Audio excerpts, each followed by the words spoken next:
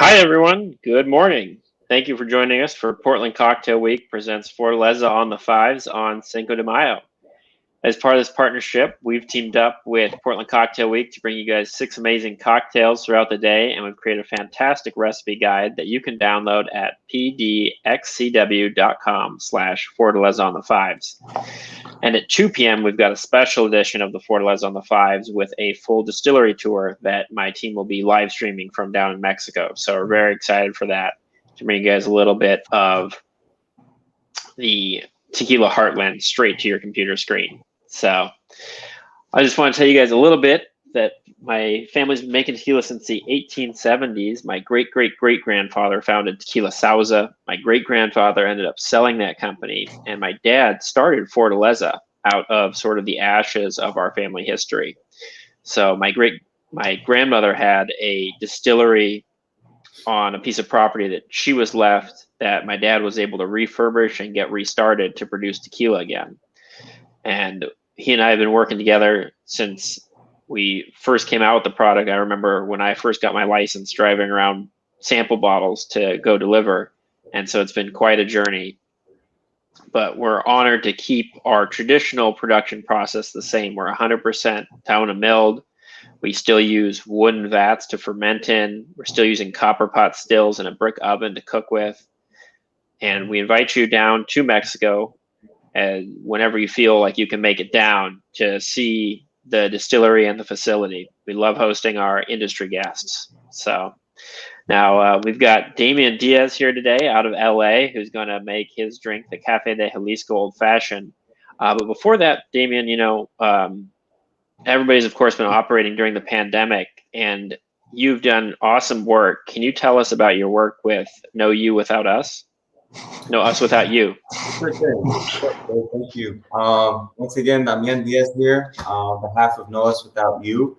We're a nonprofit based here in Los Angeles, California, that helps to feed over 1,600 families a week. Now, these families, they were back of the house workers that were displaced because of COVID. So my business partner and I, over a year ago, we jumped to action due to the fact that, honestly, there was zero representation of the back of the house community, unfortunately, through all the GoFundMes and charities that started to spring about. So instead of getting mad, we took action, as I mentioned, and we started with 10 families. And now, almost 14 months later, we're at 1,600, and we've extended other resources by ways of delivery drivers, tutoring, counseling, therapy, you name it, and we're bringing in as many resources for the humans that have been helping us for years in this industry that we've grown and loved. Yeah, I mean, back of the house is who does all the work, right? There's no steaks, there's no food without our other half. So. That's right.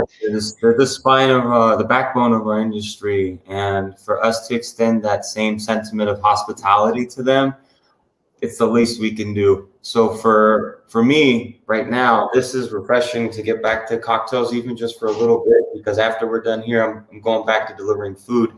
But thank you to you and for everyone at Portland Cocktail Week and Fortaleza for having me on board to represent No Us Without You, and also just make this amazing cocktail for the people watching. Of course. So let me give our audience here a brief primer on our añejo, which is actually also sitting on my desk right here. So I might have to join you for this one. It's past noon in Mexico. So our Fortaleza añejo, though, is aged for 18 months in used American oak, so Jim Beam or Jack Daniels. And the nose on this is just amazing, right, Damien? Oh, yeah. You get these beautiful caramel-like brulee notes, almost like butterscotch. So we'll cheers, sir, and I look forward to finding out about your drink here. Cheers. Yeah, the reason I chose the añejo is exactly what you said. It's almost like butterscotchy. I love the repo. I do fancy the repo. But for this cocktail specifically, I was looking for a bit more of a mellow finish just to accent the spice notes of the syrup, which we'll get into in just a bit. So firstly, I want to just reiterate, for Cinco de Mayo, for anyone that's watching, it's not Mexican Independence Day. It's a day to commemorate the day that Mexico beat France in the Battle of Puebla. So just cheers to the underdogs, huh?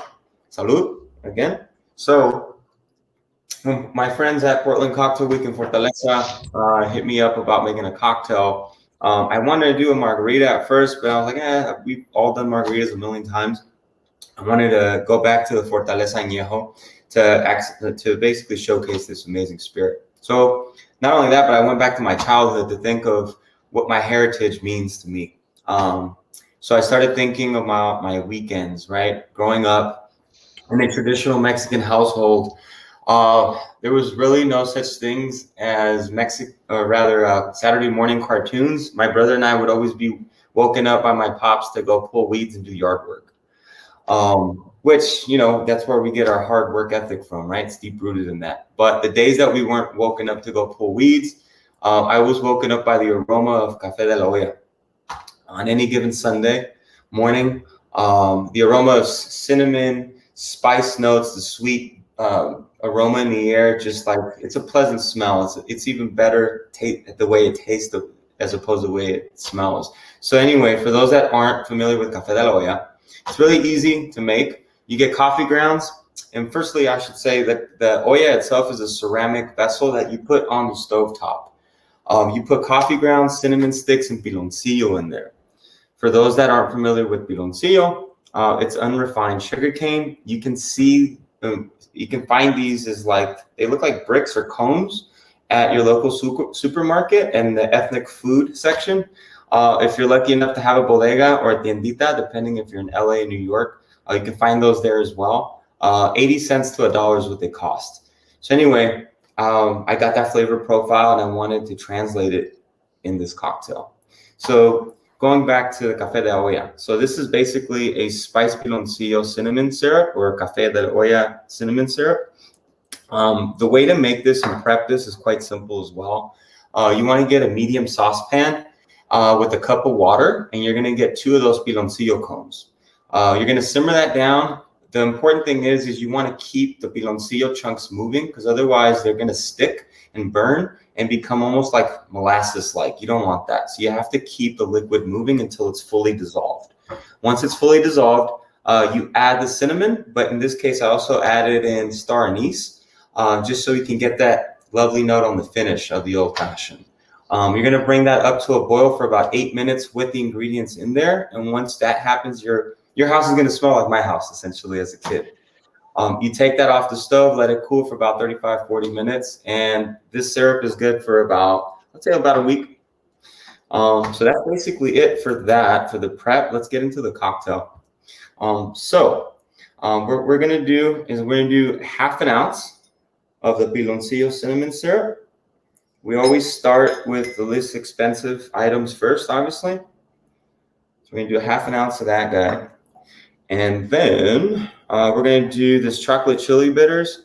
If you guys don't have this at home, this specific brand, that's okay. Just use whatever chocolate bitters that you fancy. I chose the chocolate chili bitters by Miracle Mile here locally here in LA because the chili really just brings out the cinnamon notes and the spice notes of the star anise. And it has a subtle kick just on the end. You don't want to overdo it with this. Just one hard dash is going to do it just fine. Okay. And then our other homie, Mr. Black, wants to kick it today. So what we're going to do is bring him into the mix. A little goes a long way with this. So we're just going to do about ½ ounce to bring this in there. Excellent. This is obviously used because it's Café de la Olla, hence the café. And then we're going to move on to this lovely guy. We got Fortaleza Añejo, one of my faves. We're going to do a full 2 ounces of this.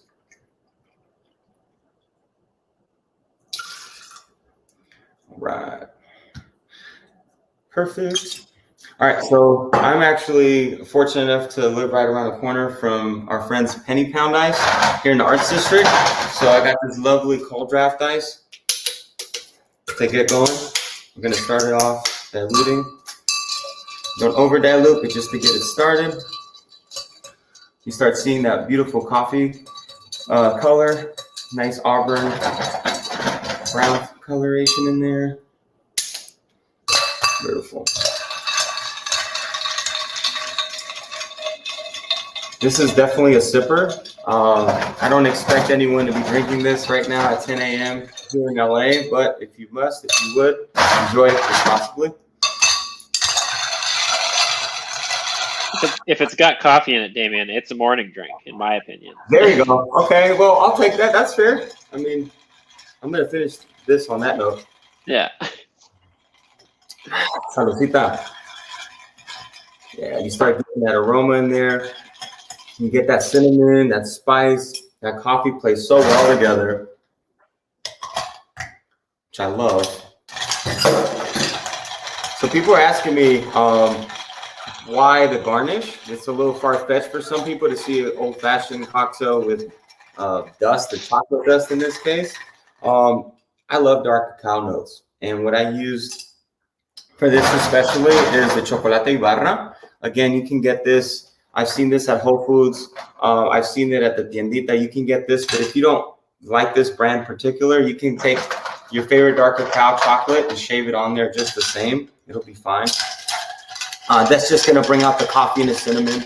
And we're going to finish it off with a bit of orange oil up top. All right, that looks just about fine. Cool. Then, aside from the cold draft, we're going to go and get one of our lovely Normandy cubes. Again, thank you to Penny Pound Ice. These I love because they're just really beefy. They're weighted. It's like a beefy cocktail when you have a Normandy cube. But also, not just because of that, but because the surface area on these things it's great to garnish the chocolate powder on there, which we'll get to in just a bit. Cool.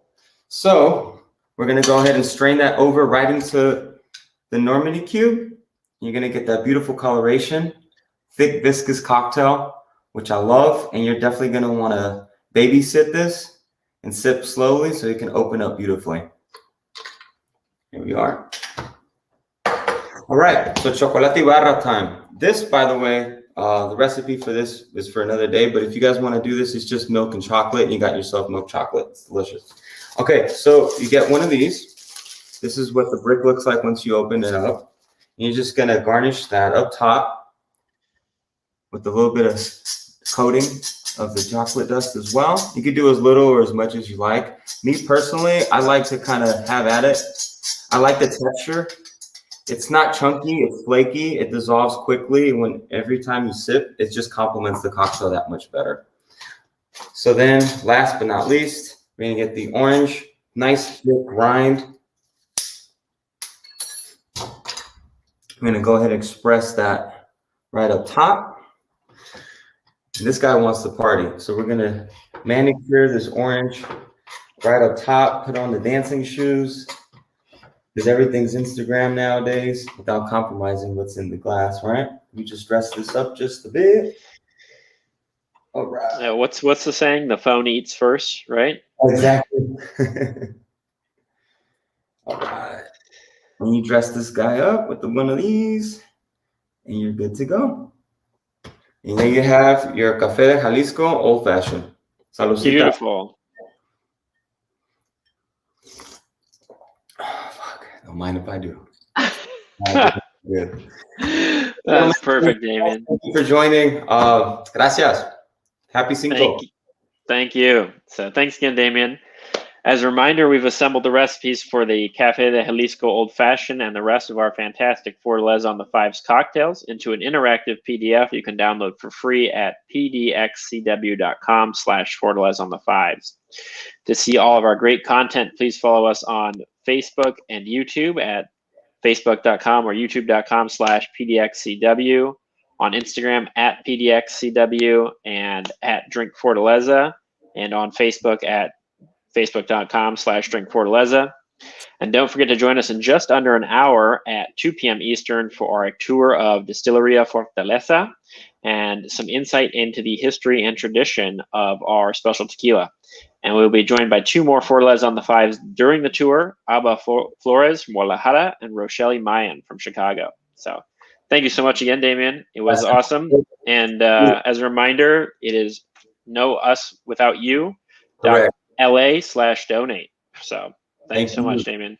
Muchas gracias a usted.